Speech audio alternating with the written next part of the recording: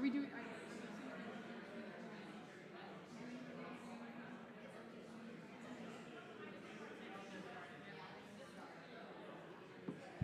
Good evening, everybody. Please come on in, have a seat. We'll get started right now. I know on Sundays, everyone's used to being given a little chime of a bell and plenty of time to then settle in slowly. We're just going to dive right in because we are already past 7 p.m. We have people on the live stream waiting for all of the action to get going, and I am delighted to be here welcoming you all to our annual meeting. Let's see, I'm hearing some music. Could we? I don't know if that's me or someone else. Welcome to our annual meeting. My name is Mary Ann Perkins. I am the president of the Board of Trustees of the Ethical Society of St. Louis. And my final act as president is to chair this meeting. And I'll start by doing a brief reminder on one of our methods of approving, which we're about to practice. So we begin this meeting with approving the minutes of our previous annual meeting, and we don't do that by raising our hands. We're not going to be counting tallies. We're going to do it in the reverse order. We're going to ask you if there is anyone who blocks our 2025 minutes. Is there anyone who stands aside from the minutes? Oh, Christine, was I supposed to let you do that? Anyway, sorry. Do we need to do it again? No. Okay. We have just approved the minutes. Thank you all very much. Yeah, that's great. We are going to begin with the State of the Society address, and I'm going to go get my remarks.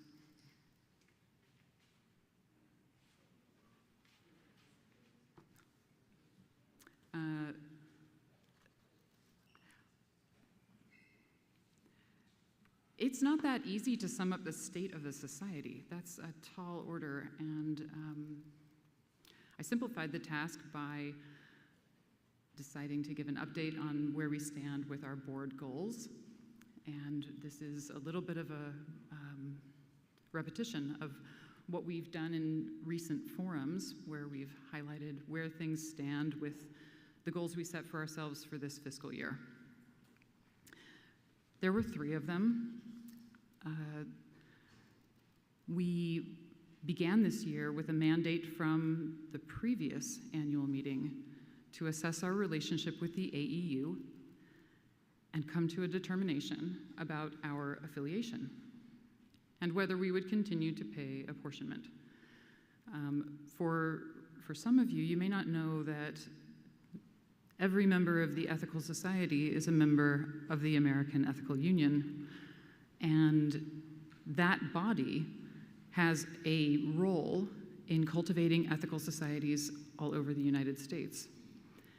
And our relationship with the AEU over the past several years had become weakened by many different things. And the value that the AEU was able to provide back to our society was something that we did not necessarily see. We were questioning that. And it was the pragmatic thing to do, to take a very careful look at that relationship and to make a pragmatic decision about our future. Over the past year, Scott Wright went to extraordinary lengths to build up the capacity within the AEU, and those efforts continue. I think that Scott really deserves our thanks. I'd like to ask for a round of applause for Scott.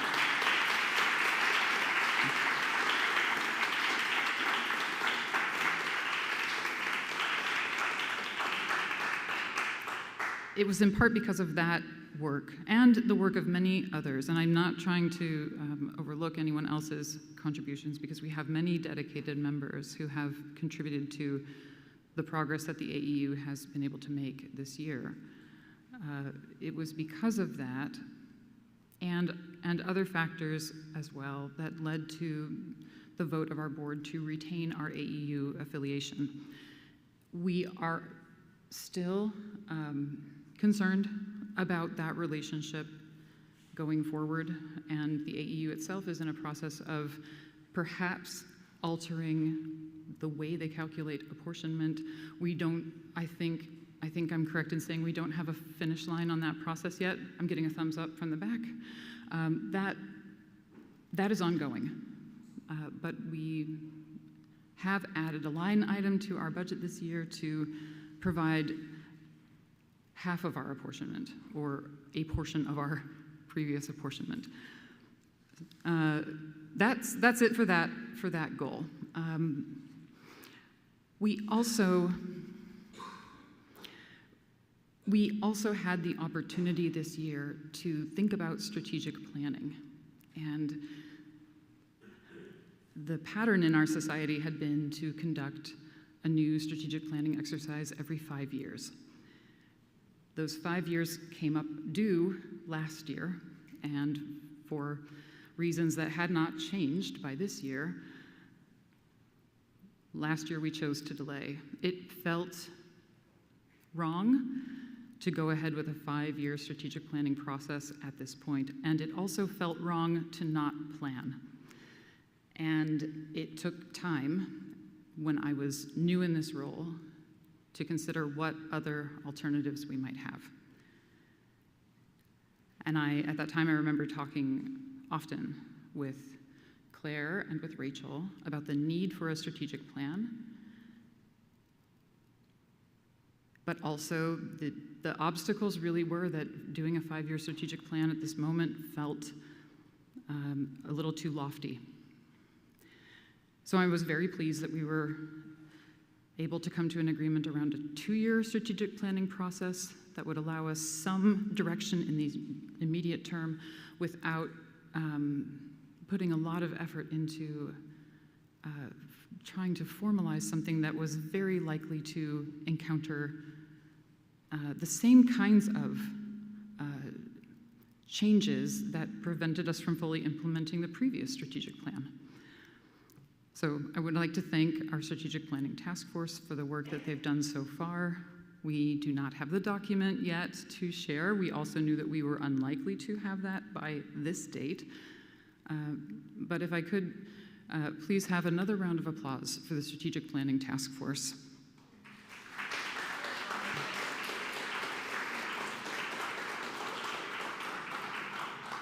We are, sorry? I've got their names here. Shall I read them out? Actually, I may only have Nathan Schrenk's name written down as the chair of the task force. I'm sorry. Can anyone help me out here with the names of everyone else? Rachel Jones, Prashant Sharma, Jeffrey Levine, and Clark. Okay, so thank you. Thank you for that. And then our final goal for this year was to recruit an Ethical Society of St. Louis professional clergy leader. And again, we set the rather unrealistic goal by having this recruitment completed by May 2026. While we do not have that goal completed, I am very happy to report that we have made significant progress toward it through the ongoing efforts of our task force for more than a year. On April 12th, the Leader Search Task Force voted unanimously to recommend a candidate to the board who would be the leader of our congregation. And that role has been vacant since 2022, which I think it's safe to say has been challenging for the society.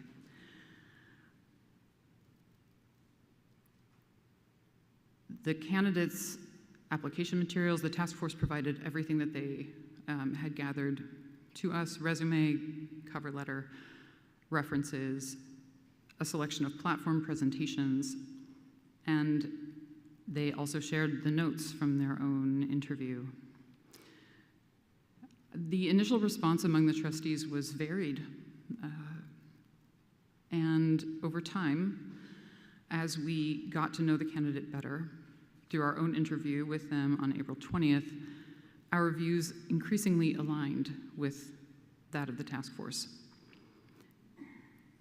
And eventually we agreed that we wanted to proceed with this candidate, and we began on May 2nd the process of negotiating exactly what the offer would be.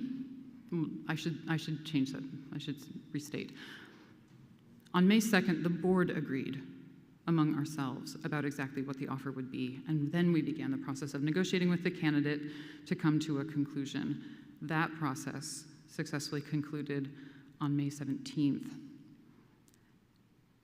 And so I'm delighted to share on behalf of the Board of Trustees that we have invited Dr. Jay Hooper, they, them, a certified ethical culture leader, congregational curator, artistic scholar, and public theologian, for your consideration to be the next leader of the Ethical Society of St. Louis.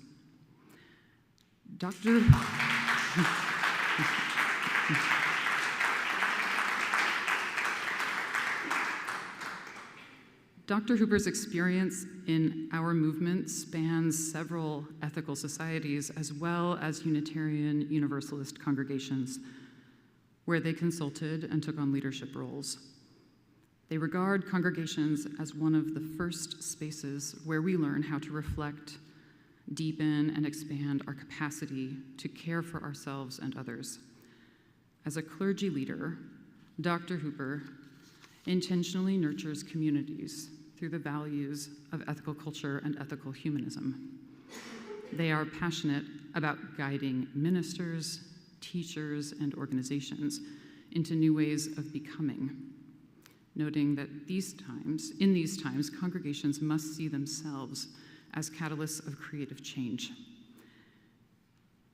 In the board's interview, the task force's interview, and my subsequent conversations with them, we have been impressed by Dr. Hooper's keen understanding of institutional and organizational dynamics, humanist history and philosophy, and by their abundance of empathy and their capacity for care. So, we're very pleased to share that we're planning for Dr. Hooper's visit to our society on the weekend of June 28th. Including in that weekend will be a range of opportunities for members to meet Dr. Hooper. The selection of a leader is a duty and a privilege of all members, and the board will publish additional details of their visit in due course. We urge each of you to make every effort to meet Dr. Hooper in person before casting your vote.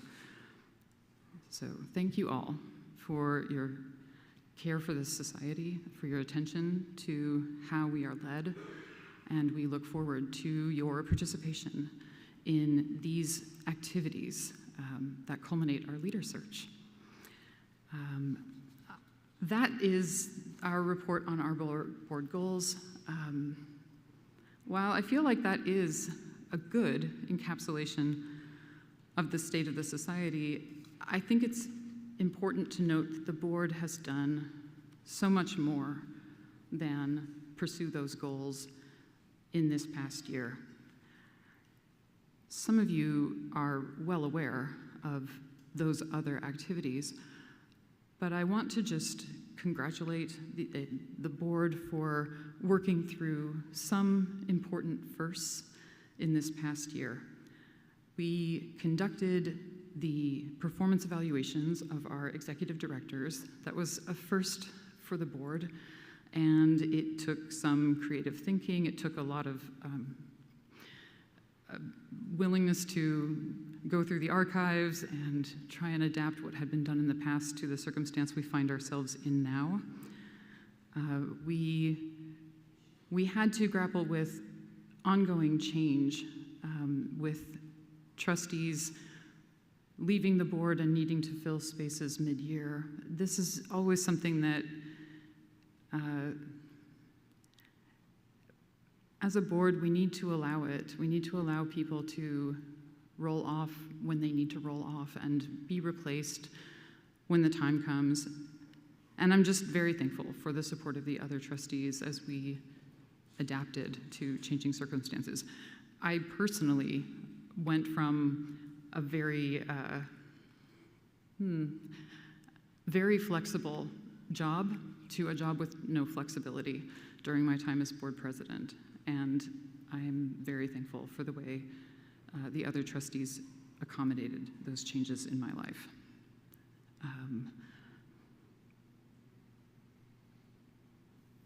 On a totally separate note, I'm very excited by some of the things that the board approved in this past year. The modernization of our AV system is going to be a longer-ranging project, but it is going to pay big dividends for us, as well as the update of our website, which it was a task that was before the board for a while. It was something we had thought about doing for quite some time, and I'm just excited that those things are moving forward. We also have big successes to report in terms of updates to our policy manual in the past year. I know that the policy manual is not everyone's most exciting part of the society, but Samantha White deserves a round of applause for leading that committee this year.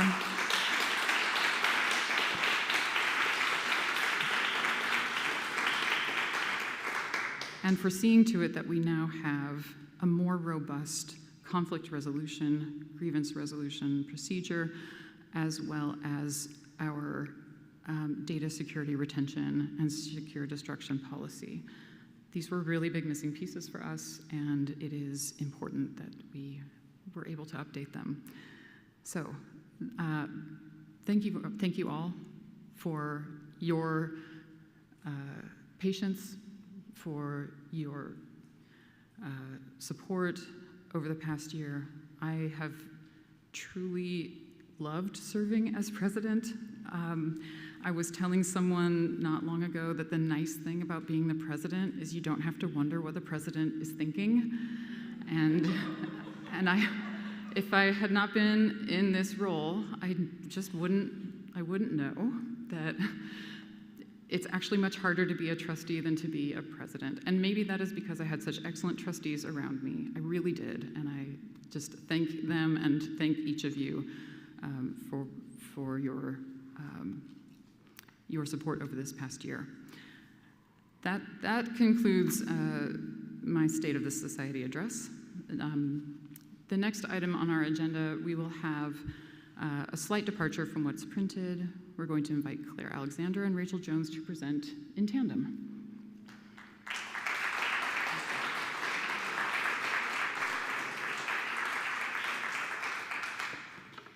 Before we get started, I would like to recognize Mary Ann Perkins for her board service and give us the opportunity to thank her.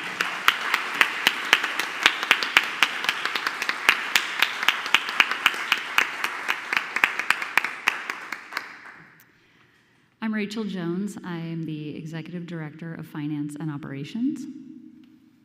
I'm Claire Alexander, and I'm the Executive Director of Community Experience.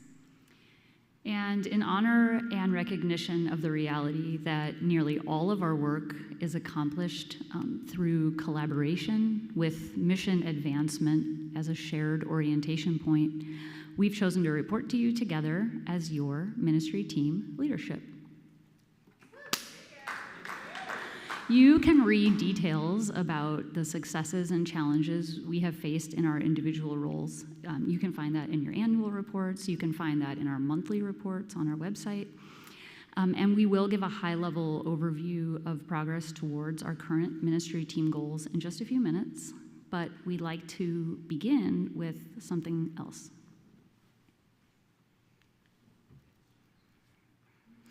Any successes that we have experienced in the past year was enabled by the contributions of many member volunteers and staff members who make up the ministry team.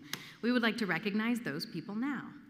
The Ethical Society community is fortunate to have lay leaders in our membership who tirelessly volunteer their time and talent to advance the work of the Ethical Society. These members lead and volunteer our activity groups, teams, and committees, and task forces. They organize service work and shape the experience people have when they engage with Ethical Society programming. If you are able, we invite you to stand if you are one of these members so we can recognize you. Please stand, if you will. If you're on the board, if you lead a committee, a team, a task force, thank you so much.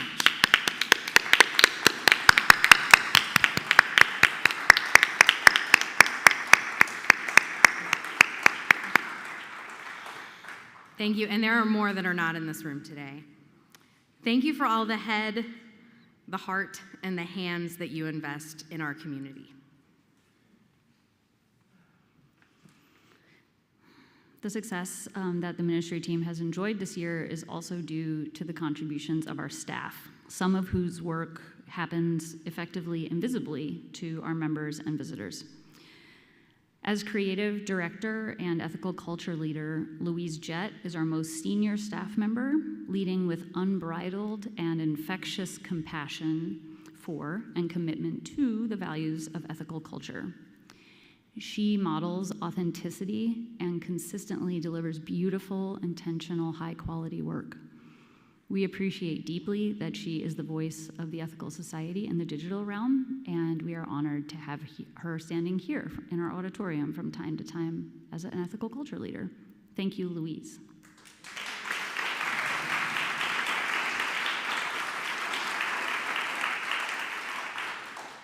From the day of his interview walkthrough and every day since, Building and Grounds Manager Scott Reese truly sees and appreciates the uniqueness and value of our gathering space.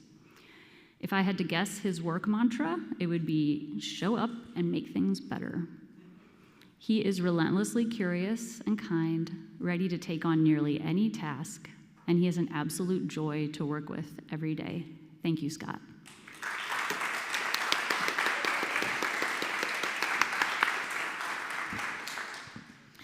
We often joke that we'd give just about anything to clone our Assistant Director of Youth Education, India Bailey.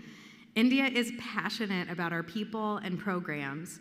She is a conscientious collaborator. She's detail-oriented, proactive, and willing to engage her broad network of community partners to the benefit of our youth and our families. She's compassionate and communicative. She's forward-thinking, continuously considering how to revise and improve our practices and programs. I couldn't be more grateful to be moving into a second year of facilitating our youth programs with her. Thank you, India.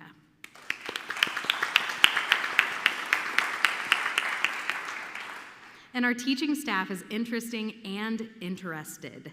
They are beautiful people who care deeply about our kiddos.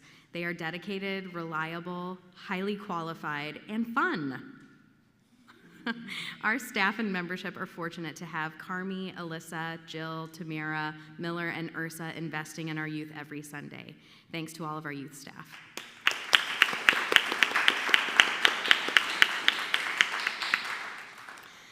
Music director Mike Engelhardt brings deep experience and a broad vision for how music can enrich our community and advance the wider ethical humanist movement. He helps us imagine how our congregation can become a beacon of meaningful, value-centered musical experiences. I'm thrilled to support bringing his vision to life. Thank you, Mike.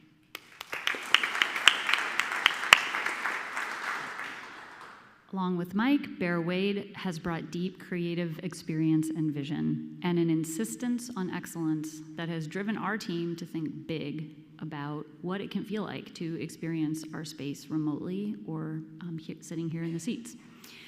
He's also empowered member volunteers to support the important work of providing a smooth Sunday morning experience in the auditorium and online. He's a valued thought partner and idea generator. He directly and indirectly impacts the experience of members, visitors, and renters for the better. Thank you so much, Bear.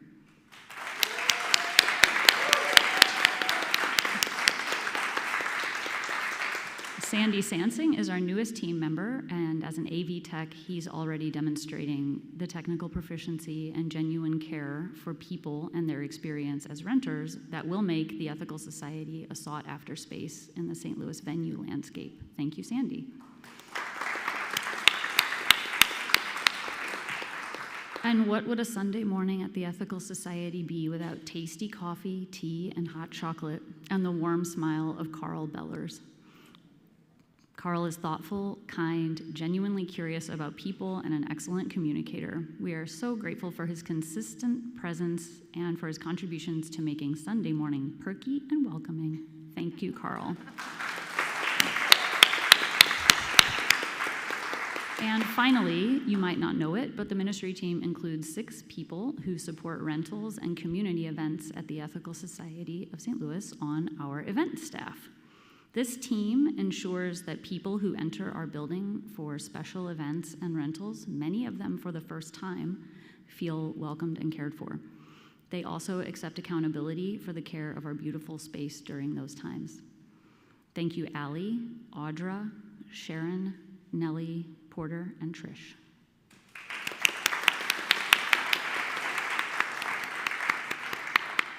Now we'd like to provide you with a brief overview of the progress all of these people have made together toward our 25-26 ministry team goals. Our 4 goals for the previous year were mission-driven programming, reinvesting in programming that expressed our humanist identity as an organization, revenue diversification, specifically exploring, diversifying our revenue streams, and learning more about our current revenue practices. Efficiency and effectiveness, exploring the systems that already exist in our community and revising those to the best experience for the staff and also the members experiencing our programming and living in our congregation. And then communication and relationships, investing in nurturing intentional relationships with members and with other staff and community partners.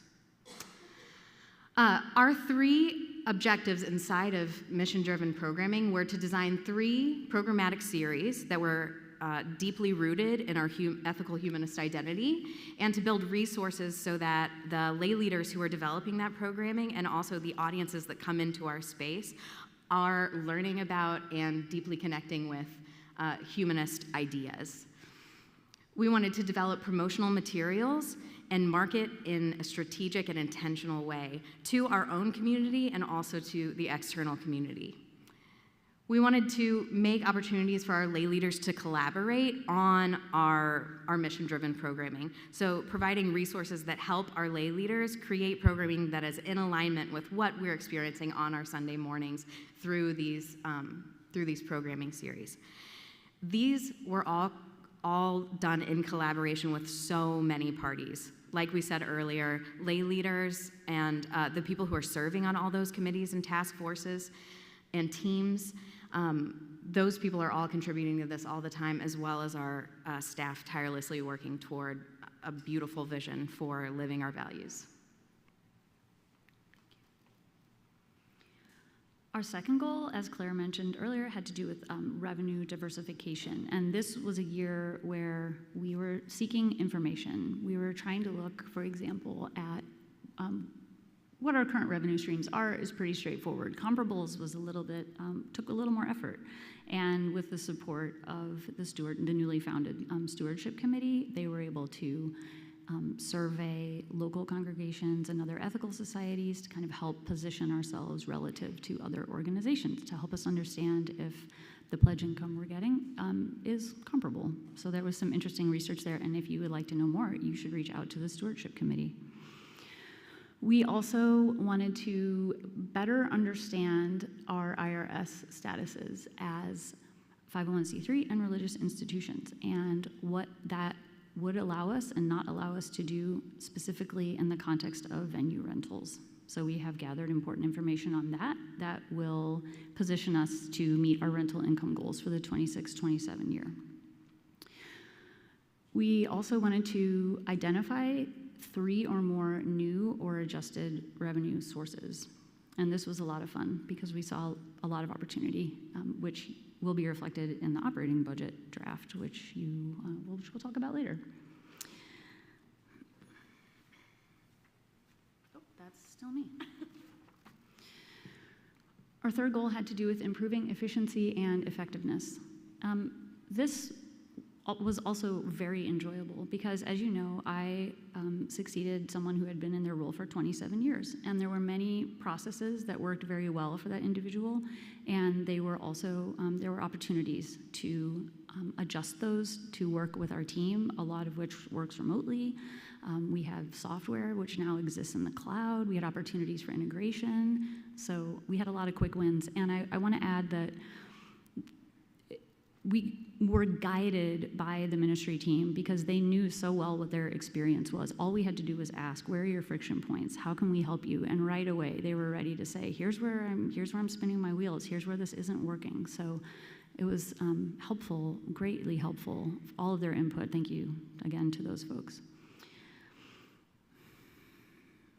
I think that's all I want to say on that. And this goal was continued from the ministry team before us, to invest in communication and relationships. We wanted to support the board's goal of building accountability structures for our community guidelines and our community agreements. And that was a very difficult and important task that the board took on this year, to care for our people. And it was especially complicated without a clergy person providing pastoral care in our community. That was a clear hole throughout this process.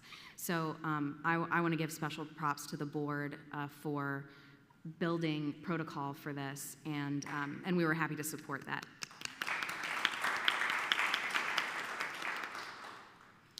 We held 2 staff update forums. The second will be this Sunday. So if you want to hear more about the in-depth measurable objectives and how we got there, you can hear about that this Sunday, as well as more about our 26-27 plans as well. And we wanted to nurture clarity and compassion in communications in just regular interactions that we have with membership, with staff, with each other, with the external community. We just want to make sure that we're living our values in our relationships with each other. Okay, and for next year, you see some of these big ideas being evergreen. So those first 4 goals, mission-driven programming, long-term financial stability, is moving us from a stage of learning to a stage of implementation.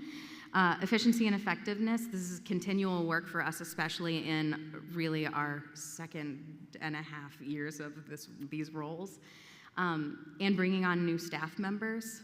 This is something that we'll all want to do together to make sure everybody's having a great experience. Communication and relationships, again, and leader integration we've added this year because we think that is an incredibly important role of the ministry team to help onboard a new leader in a successful and intentional way. The measurable objectives for each of these changes based on the new goals that we have after accomplishing the previous year. And if you want to learn more about that, forum on Sunday. I'll be there. I will end by thanking the Board of Trustees for their collaboration. It is such a joy to work with these member volunteers. They empower us, and it's fun to support each other. Thank you so much.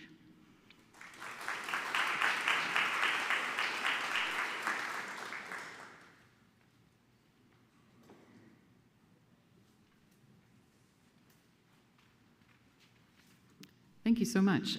We will proceed now with our treasurer report.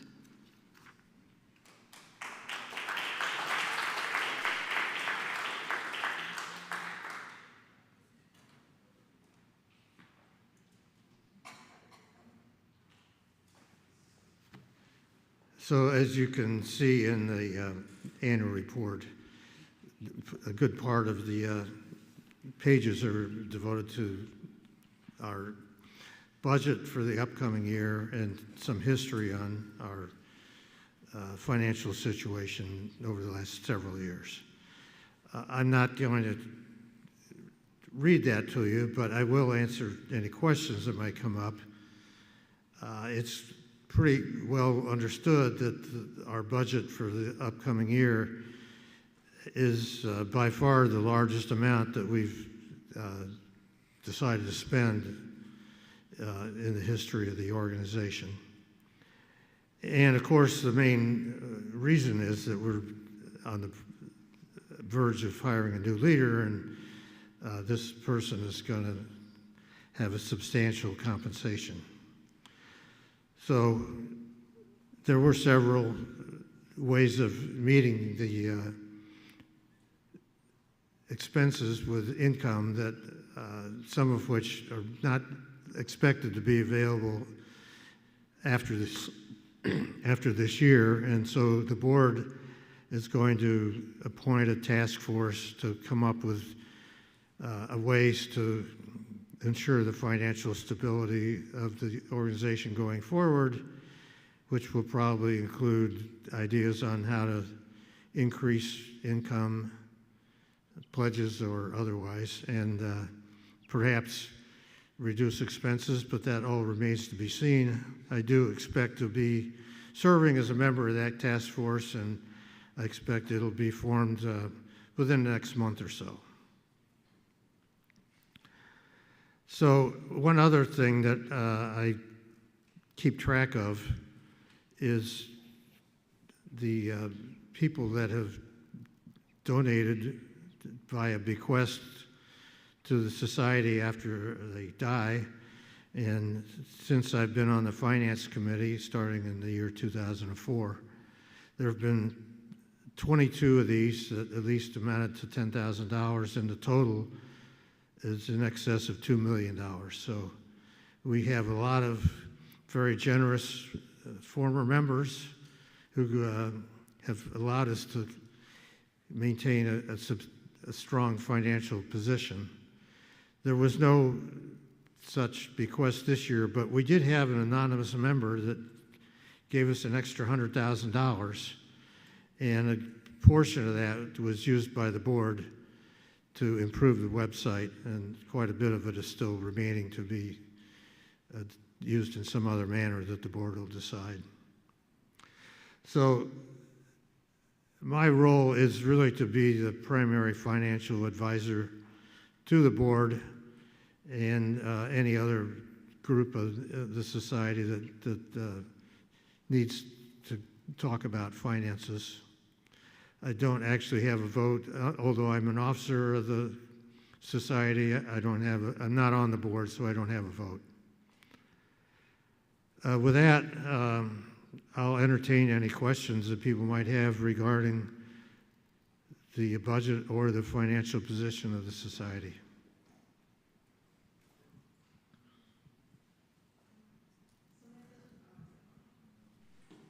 Samantha's running the microphone. Please say your name and pronouns for the minutes. Thank you. If you could raise your hand, so if you have questions, I'm happy to head your direction.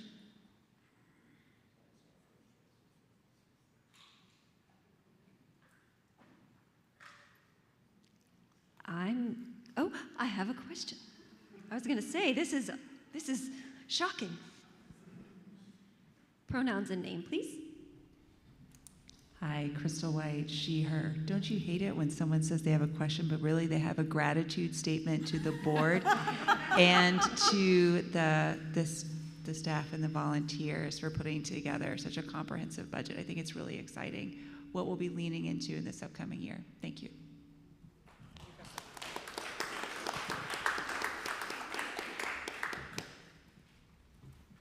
Kathy Pickard, she, her. I have a question about the SEEK income registration collections, projected actual $150 and proposed 27, $150. Is that because all the children in SEEK are children of members? Is this microphone on? Yep. Check. Yes. Yeah. I don't think you do. It's a condenser mic. Yeah. Okay. We are finding that a majority of the families who are utilizing our SEEK, COA, and youth group spaces are becoming members rather than paying fees to enlist in the educational programs. So we anticipate less income in that space. It may exceed that amount, but we thought being conservative in that estimate was a better path forward.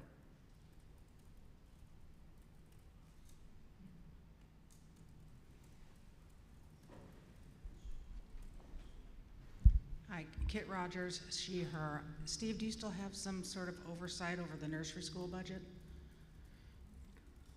What was the question about the nursery school? Do you still have oversight of the nursery school budget? I monitor it, but I wouldn't say oversight. I do report it to the Finance Committee and the board. I'd say they're in excellent financial condition. They are planning a $100,000 revamp of the playground, which the society is expected to contribute 15% to, or $15,000. And they do have enough resources to spend that kind of money. That actually was my question. I was curious where that $100,000 came from, if you know. Thank you. I think that they're also still working through some fundraising for the remaining funds that they don't have on hand right now. But you can find that information in the reports that are submitted online. They have given that information to us.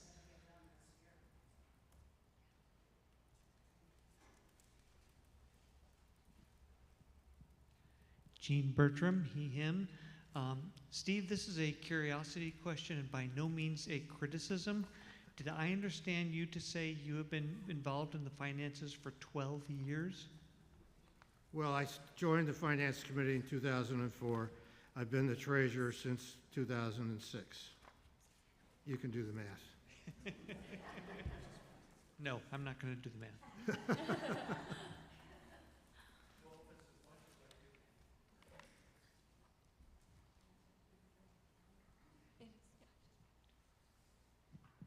I'm going to slowly take the microphone this direction, and I don't see any hands.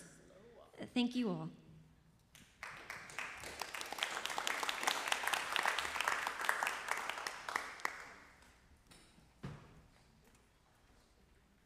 Thank you, Steve.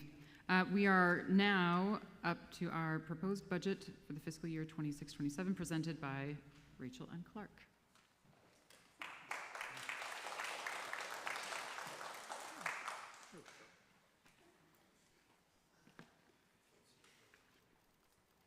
So, like everything, I hope you're picking up on a theme here. The crafting of an operating budget is a collaborative effort, and I want to give just a very brief process overview of how that works.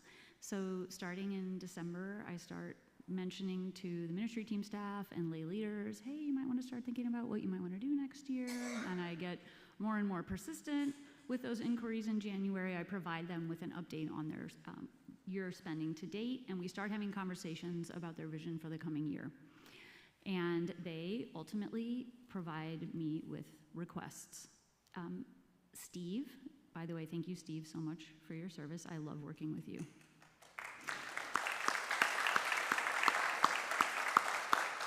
Steve provides me with income estimates as far as like what he estimates that our funds will do. And I then, again, this year in collaboration with the Stewardship Committee, make an informed estimate on what we can expect to see for pledge income in the coming year. Now we have a lot of data, which I compile and send it off to the board. This year, what I sent them was a budget with a massive deficit. And in an effort to be supportive to their efforts, I identified many optional cuts and additional or adjusted income sources. So they, over the course of 2 monthly meetings and several meetings between those meetings, made decisions about how to balance the operating budget. So what you see in the annual report is the result of that, and that is the budget that the board is presenting to you. I'm going to hand it over to Clark. Thank you. Oh, here's a clicker. No? And Steve, thank you for doing most of our work for us. This was great. Appreciate it. As Rachel said, this was a great process for me, the first year on the board to go through. And she presented us with this budget. The Finance Committee also met and talked about it and made some suggestions along the way. And then the board looks at it line by line. And we took some things out, we've made some adjustments, we've made some tweaks, let's put off power washing for a year, some of these kinds of things. Nothing major. At the end of this process, we ended up with $157,000, roughly $157,000 delta between the income and the expense. So where did that go? Here is a chart that shows the additional expenses. So that's a difference from the current year to the next year. Yes, compared to last year. So that's almost a 19% increase from this current fiscal year to the year starting next week. The bulk of this, 102,000, 65% of the increase is in personnel costs. And again, as Steve said, that's primarily for the new leader that we have budgeted for a full year. Now, that leader is not going to be here next week, so the leader will probably come hopefully in August. And so we probably will be a little bit ahead on our personnel costs at the end of the year. The next largest category, 23% or $23,000, building and grounds changes. There were some one-time additions, some utilities are going up and so forth. So that's the orange. And then the remaining categories, we have added in our AEU apportionment. Our AEU apportionment, and also a financial review that we haven't had an outside firm do a financial review. So those two, the financial review is really a one-time thing for next year. So that's the expenses. Where's it going to come from?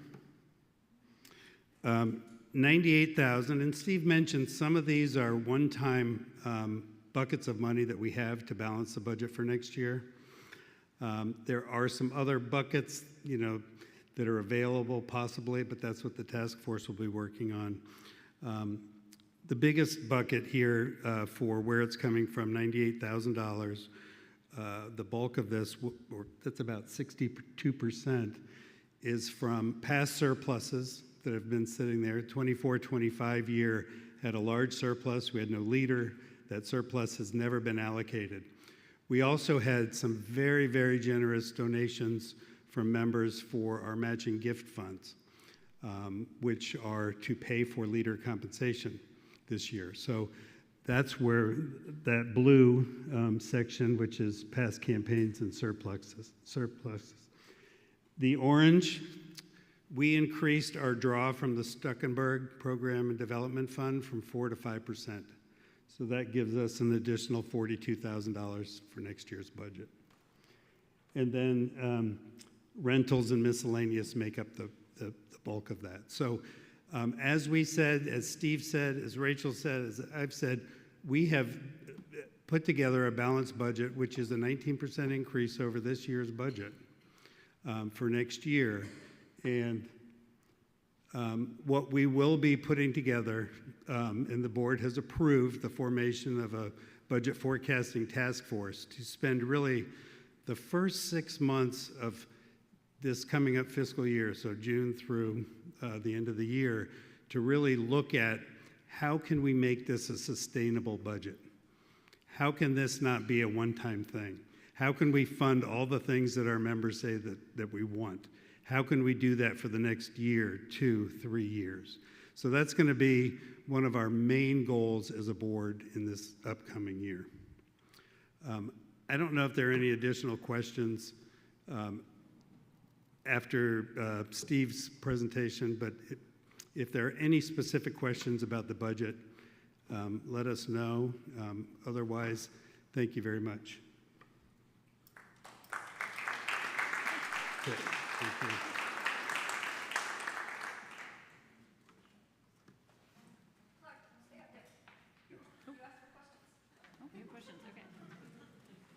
I was just kidding.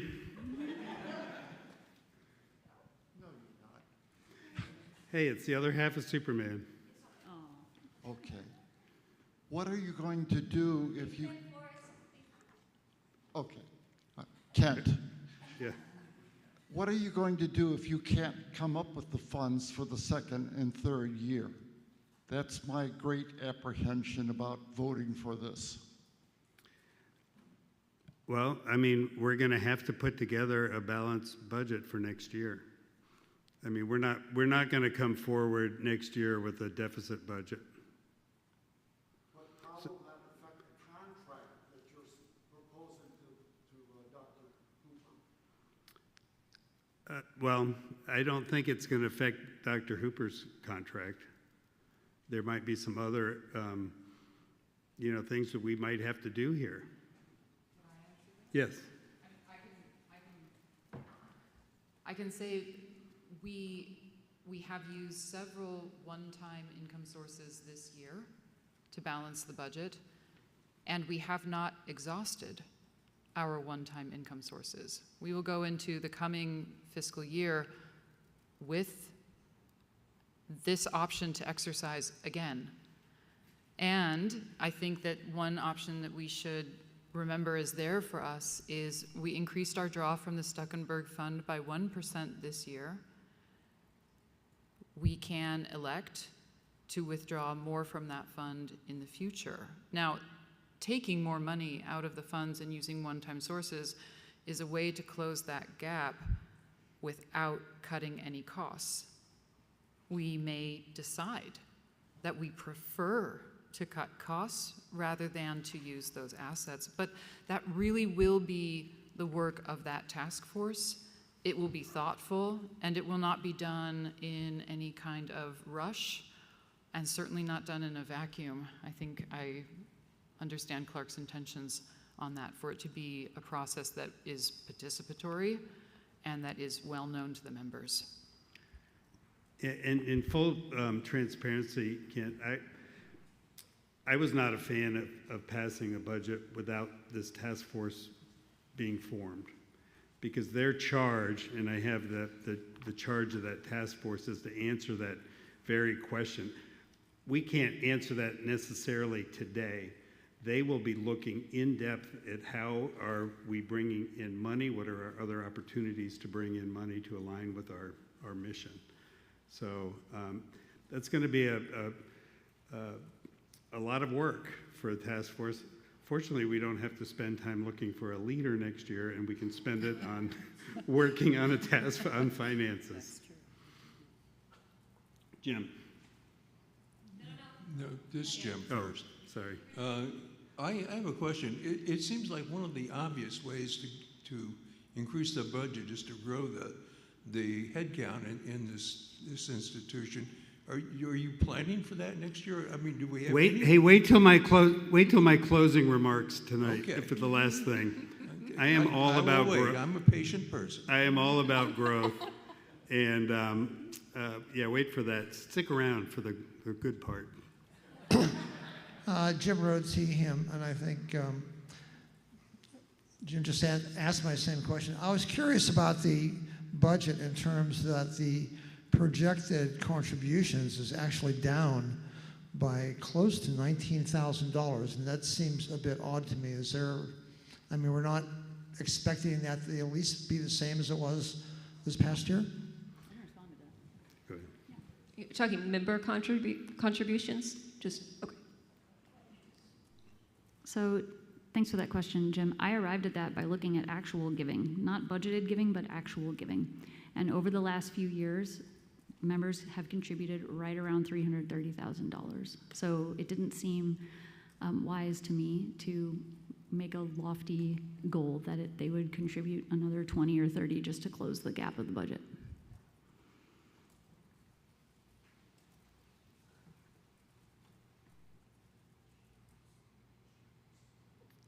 Are there any other questions?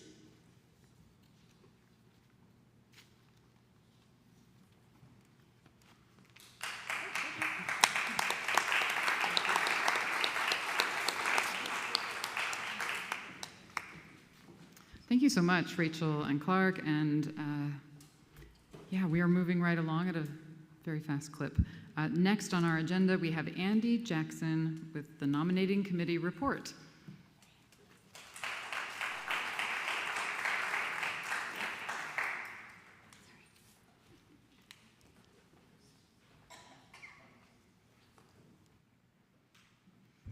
Hi.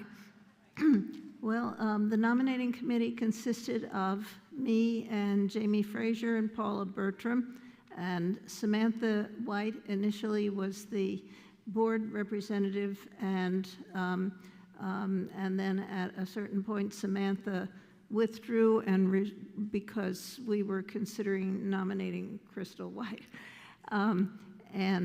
She was replaced by Scott Wright. And we have 4 good candidates for you. And the first is Crystal White, who there's more information in your annual report, and so I'm just going to give some of the highlights as I see them of what the candidates have submitted. Crystal has previously, she's candidate for the 3-year president track, so she will be president-elect in this coming year. This will be her 3rd time that she's been on the board. She's previously served as trustee, secretary, and president. And she says she is also deeply embedded in the Ethical Society's Sunday experience, which she elaborates on, listing these various ways that she is deeply embedded in it. And professionally,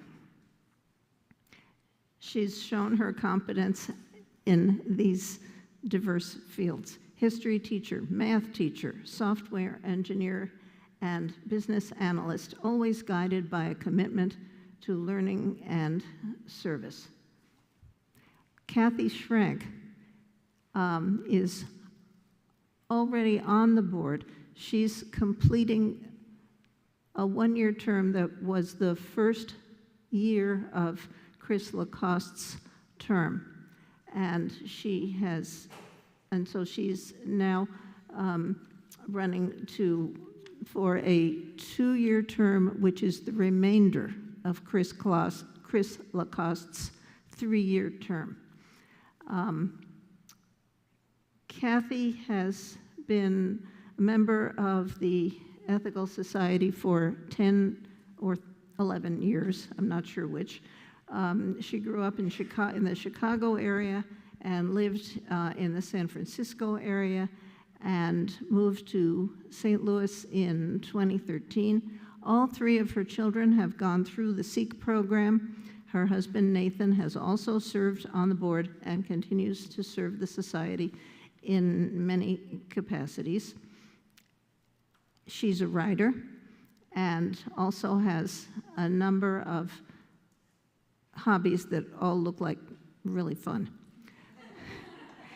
Judy Lohaus is a candidate for a 3-year trustee term. She grew up in New Jersey. She came to St. Louis in 1973. She began attending the Ethical Society in 2021 and says that membership has helped her find some peace in living with her religious uncertainty. She's a retired lawyer. She retired in 2014, and in her career, she served as in-house counsel for a series of banks. She's an active member of TWA and currently serves as the secretary, and is involved in some other groups in the society. She also spends time volunteering at various animal organizations, and also belongs to a women's collective giving group, which provides grants to some of the smallest nonprofits in the St. Louis area. And finally, Lindsay Siebold, who's applying for a position as a 1-year trustee position, which is to finish up Christine Polite's term, and also applying to be secretary for 1 year. And Lindsay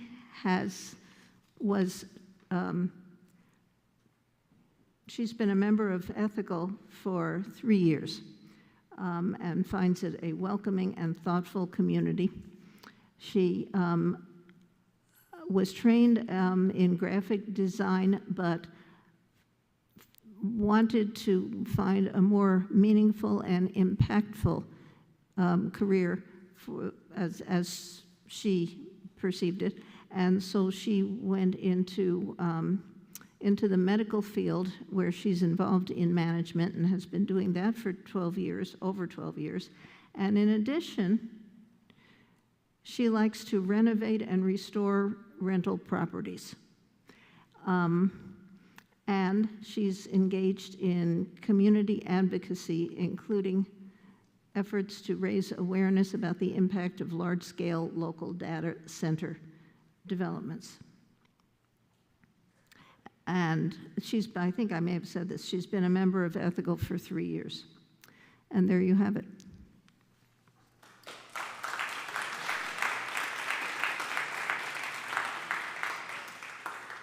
Thank you so much, Andy, and to all the members of our nominating committee. And we are now ready to review our ballot and make sure we've all cast our votes.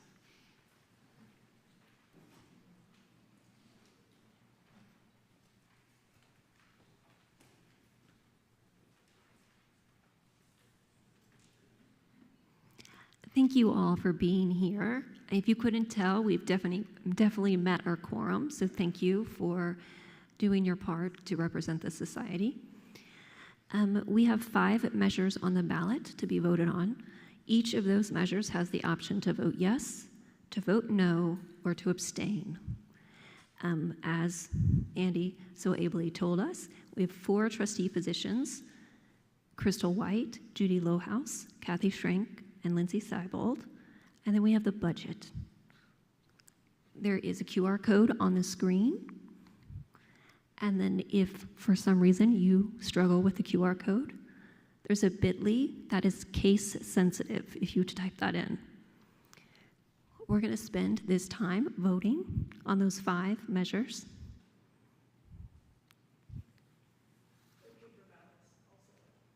If you have a paper ballot that needs to be collected, or you need one because your phone just decided I didn't have any battery left, we have those in the back as well as some pens.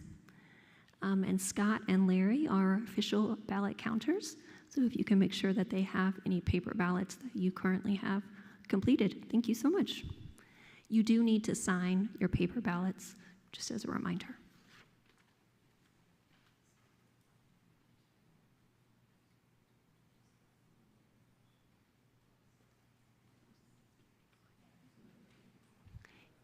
If you all were here last year, you know that the ballots was substantially longer, so it took a lot more time. So we're giving you a brief moment now, but we're going to continue with the program, and then hopefully by the end of our next segment, we'll have results for you.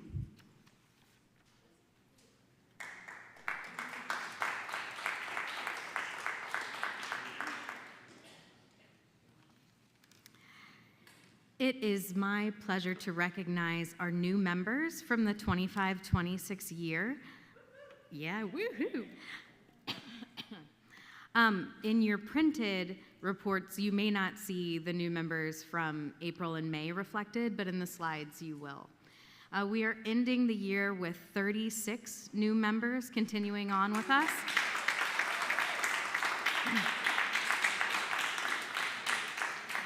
And taking into account, not yet.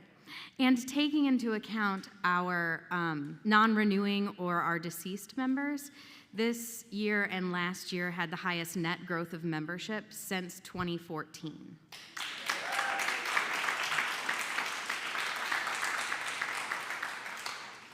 With that being said, our membership has been rather stable for decades, and we are hopeful that with additional staff, this is a place where we can really grow, along with new clergy. Okay, so if you see yourself represented on the screen, I would love to invite you to stand and be recognized as a new member from 25-26. There we go. Woo! Yeah! Congratulations, new members, and thank you so much for being here for your first annual meeting. Okay, and we would like to pay tribute to those members who left us this year or that we found out had left us in recent years. I'm going to invite you to take some silent time and reflection as I read their names and show their pictures. Stacy Youngers. Joan Sheely. Jesse Jonan.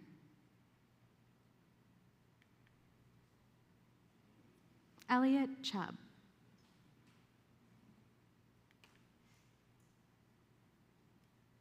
Virginia McCall.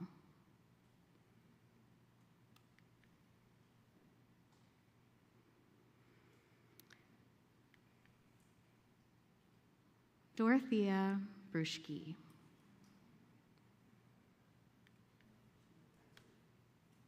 Juliet Smith.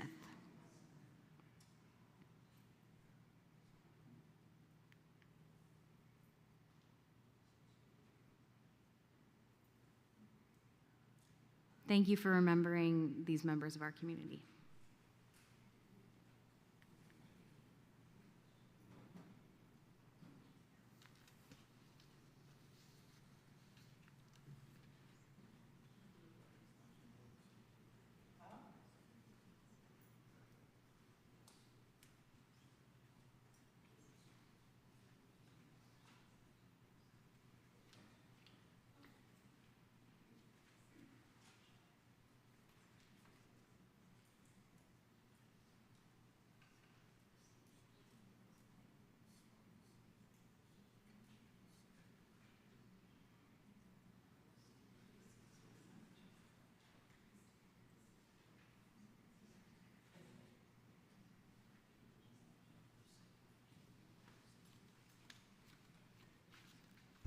I just whispered in Claire's ear, we're at the awkward pause portion of the meeting.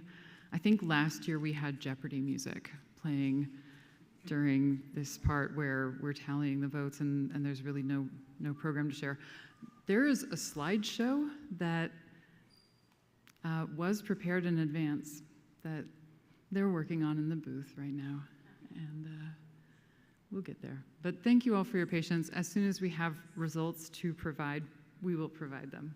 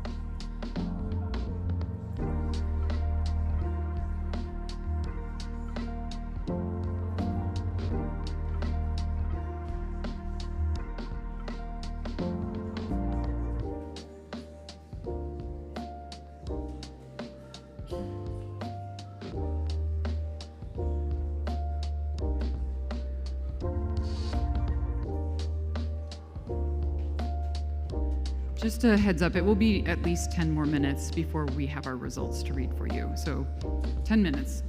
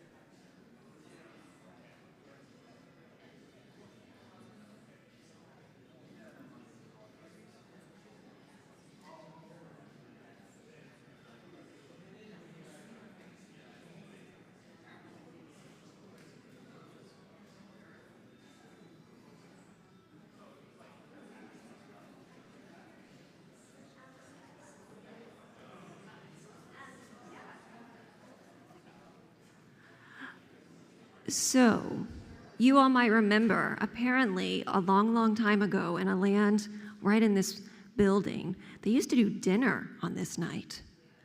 That was before my time. And then we had dessert. And then we'd bribe you with sugar, and then we'd vote. Or maybe it was the other way around. I'm not sure. But if any of the lovely folks in this room want to organize a dessert social for the next year when we do this again, no one is going to complain about that. Well, yeah, we would have to have it downstairs. Maybe that's what we could be doing right now while people are voting next year.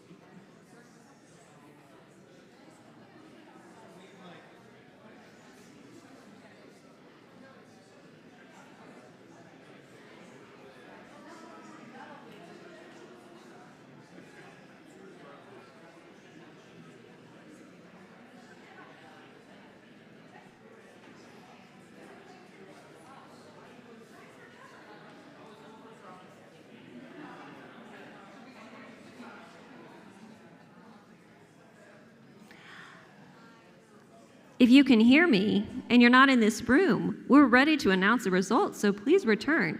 I'll give you all a few walking time steps before I announce the official verdicts. I can't really see if people are in here, so yes, Kathy.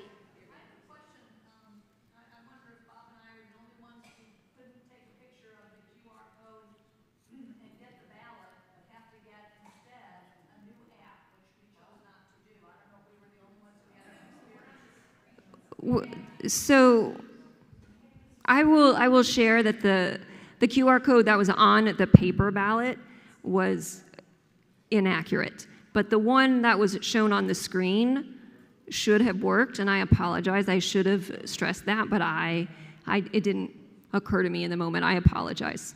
That's an oversight on my part. Okay, I've seen a few people come back in the space. So the results of the elections this evening: Crystal White on the president track received 61 yes votes, 6 no votes, and 2 abstentions.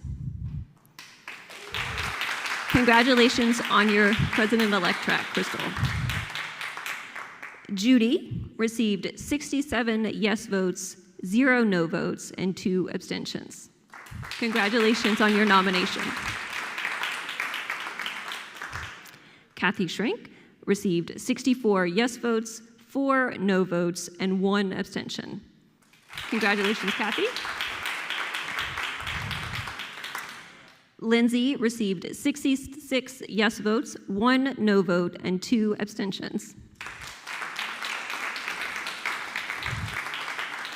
Congratulations. And the budget for the next year received 62 yes votes, 2 no votes, and 5 abstentions. So the budget passes.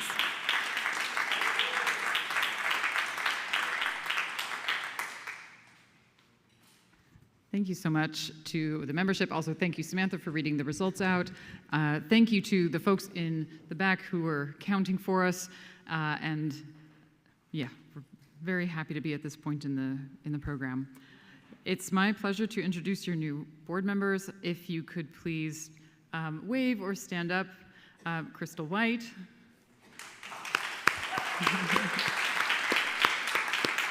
Judy Lohaus. Lindsay Siebold.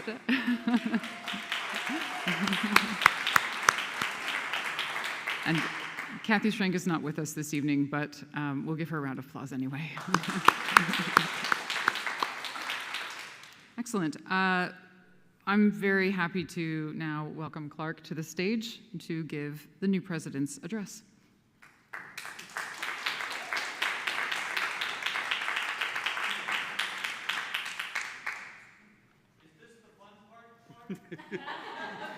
Well, I apologize for not wearing my baseball hat. I hear I'm blinding a few of you out there in the audience. I've been told next time to wear my hat. And actually, I feel like Karnak right now. And for those of you who were born after this building was built and don't know who Karnak was, every time Karnak held the last envelope, everyone cheered loudly because it was almost over. So the only thing really keeping you from getting home is me. But I am really, really humbled at the trust that the membership has afforded me. It's something I really don't take very lightly, and I'll make 2 promises to all of you. First, I and the board will make some mistakes. And second, we will always strive to do the right thing. A few weeks ago, Kara Hirschberger asked if I would MC the trivia night. And I had a blast. It was such a fun night. It really, really was a fun night. We had a really good turnout, and Carol Beard did all the questions, and it was a fun evening. And the theme that night was progress through the ages. And I mentioned at that time that I lived in Kettering, Ohio in the mid-'80s and early '90s. And the town is named after Charles Kettering, who was an American inventor, an engineer, a businessman. He has a holder of 186 patents. And my favorite quote of his is, "The world hates change, yet it's the only thing that has brought progress."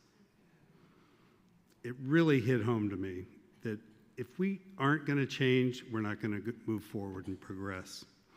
So for true progress to happen here at the Ethical Society, we must trust each other. Change and progress only occur at the speed of trust, and we must move forward and progress. Where'd the clicker go? I have...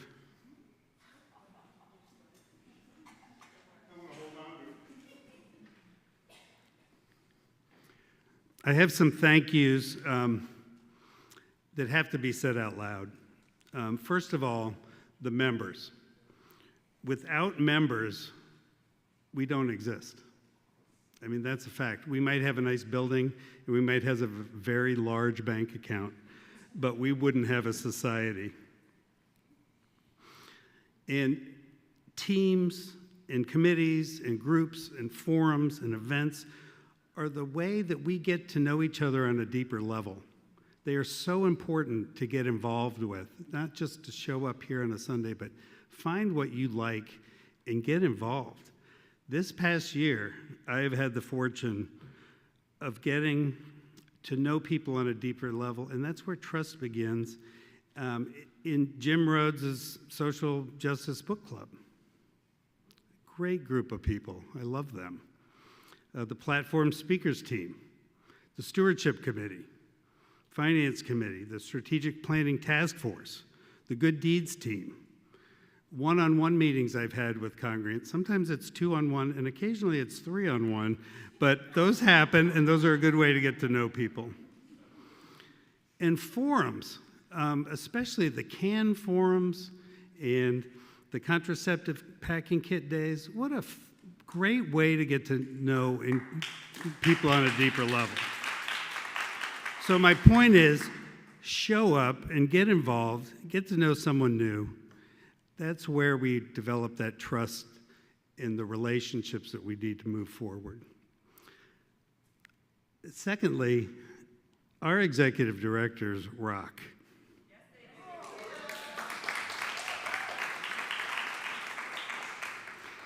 Rachel and Claire, I am so grateful to both of these amazing women. Being on the board, you see what they do on a daily and hourly basis. And I know people like Kent see it too, because he's in the building as much as I am, I think, or more, a lot more. But I consider both of them friends as well. So thank you guys. And the staff that they have built is amazing. You heard them listed earlier. I mean, it's amazing. And I've gotten to know Louise, and I've gotten to know Scott, and I really look forward this year to, and Bear, gotten to know Bear. I look forward to getting to know the other staff members on a deeper level too. And then finally, the board. Crystal and Lindsay and Judy, thank you for stepping up. It's bittersweet because our board for the last year is going to be over when I finish talking. But it's so fun to get to meet people on that level. And thank you guys for stepping up. I'm really looking forward to getting to know the three of you better. Mary Ann and Kathy and Larry, I'm looking forward to another year with you guys. Mary Ann has been a tremendous role model, how she's run our meetings. You know, she took what I heard was like a 4 or 5 hour board meeting and brought it down to 2 hours. And she said, I'm going to challenge you guys to keep that trend going because that's humane and important for us to do. And then Scott and Christine and Samantha, wow. Those are 3 amazing individuals.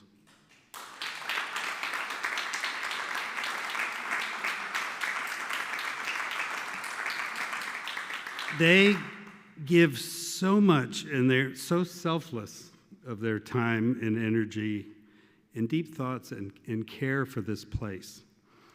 Your work and your presence and your knowledge are going to be sorely missed in the coming year. So don't be strangers.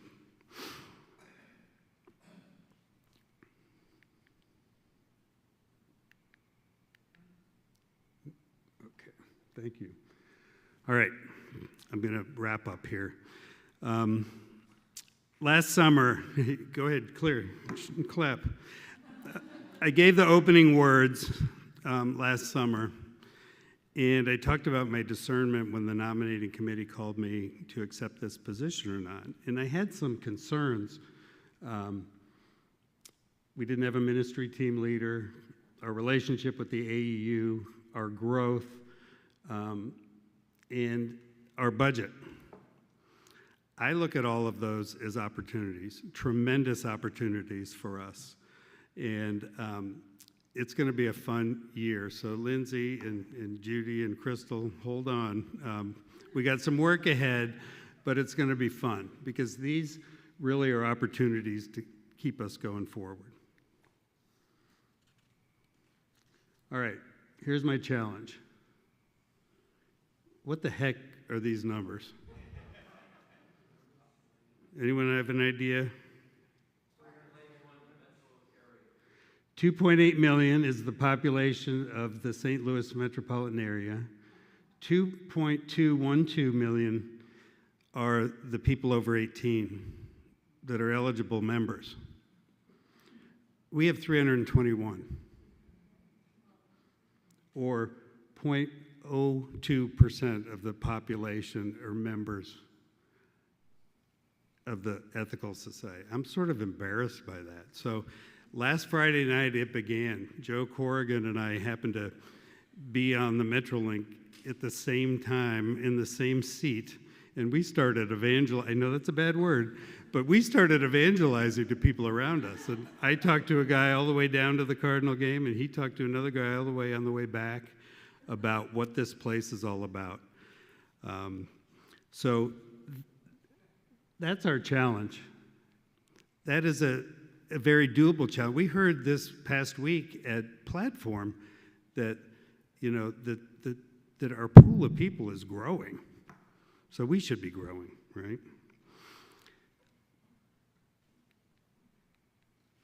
All right, this is really the end. A theme for me this whole year will be about growth. We need to grow individually through our lifelong learning and our commitment to lifelong learning. I think we have a real opportunity with the new ministry team leader coming in to help us grow in ways that we may never thought that we needed to or we had that in us. But we also need to grow as a society. Don't you want more people with the values that we possess, living and striving to live those values? I do. The world would be a kinder, more just place for people to live if there were more people living these values. So we all need to do our part to try to help this place grow. It's not up to the new leader. It's not up to our executive directors. It's not up to the board. It's not up to the members. It's up to all of us. I heard last week a story about Jimmy Gentry. Anybody know the songwriter Jimmy Gentry? He held up his hand, and I practiced this, so I got to be careful because I don't want the wrong fingers to show. But he held up his hand and started counting backwards, using his fingers to show what he believed were the 5 most important things we can say to another person. 5. How can I help you? This is the dangerous part. 4. I'm proud of you. 3. I love you. 2. Thank you. And 1, we. We can't do this alone. It's about people deciding they're stronger together than apart. It's community over credit. It's showing up. The most important word isn't about me, it's about we. And I'm really looking forward to this being the year of we. Thank you all for showing up. Thank you for voting. Thank you for caring about the Ethical Society. And as my first official business as new president of the Board of Trustees, I call this meeting adjourned. Thank you.